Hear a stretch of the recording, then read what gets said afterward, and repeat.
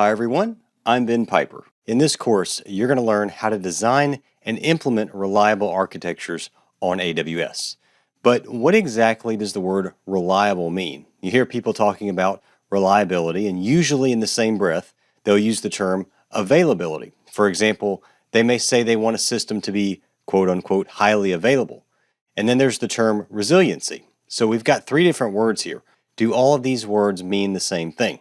Well, let's start with the first two.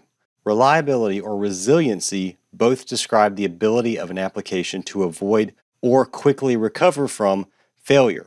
In a perfect world, your system or application would never fail at all, but failures happen. They're inevitable. Bugs can cause an application to crash. You can have network connectivity failures. A database or a file system can get corrupted. Someone might accidentally delete some critical data, or they might do it on purpose, and so on. The point here is that it's unlikely you'll be able to avoid failures altogether.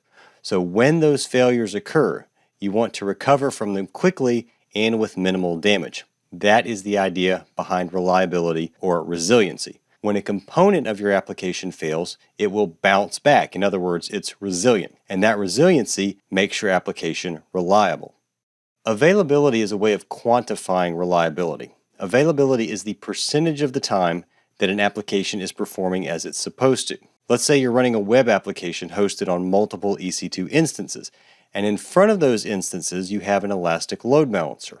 If half of the instances fail all at once, and that results in a really slow experience for your users, then your application is clearly not performing as expected.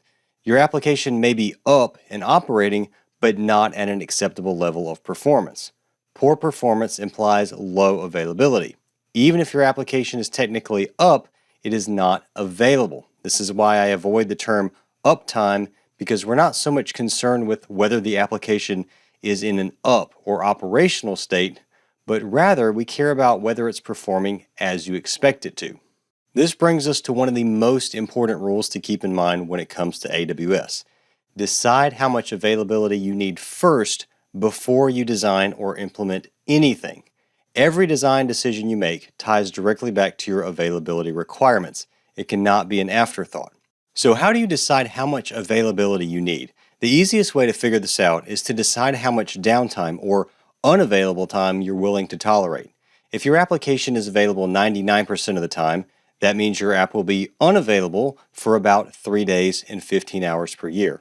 If that's too much downtime, you may want to consider 99.9% availability, which would give you about 8 hours and 45 minutes of downtime per year. If that's still too much, 99.99% would give you just under an hour of no availability, and 99.999% would mean your app is unavailable for less than 5 minutes out of the year. By the way, availability is often measured in nines, so 99% availability would be 2 nines, 99.9% would be 3 nines, and so on.